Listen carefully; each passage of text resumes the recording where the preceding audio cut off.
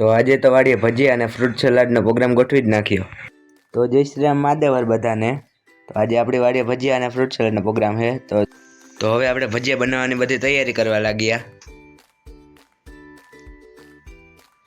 અને પછી હવે ચા બનાવી લીધી અને ચા બનાવીને પછી હવે આપણે ફ્રૂટ સલાડ બનાવવા લાગ્યા અને ફ્રૂટ સલાડને હવે આપણે ઠંડુ કરવા મૂકી દીધું।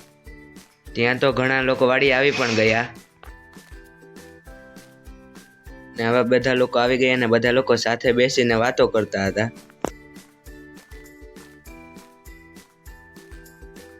અને હવે અમે ભજીયા બનાવવાનું ચાલુ કરી દીધું અને ભજીયા પણ બનવા લાગ્યા। ભજીયા બની ગયા એટલે હવે બધાને જમવા બેસાડી દીધા અને બધા જમવા લાગ્યા।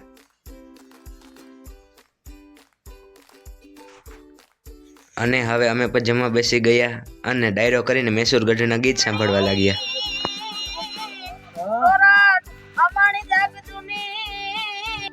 મારો બ્લોગ સારો લાગ્યો તો લાઈક શેર ને સબસ્ક્રાઇબ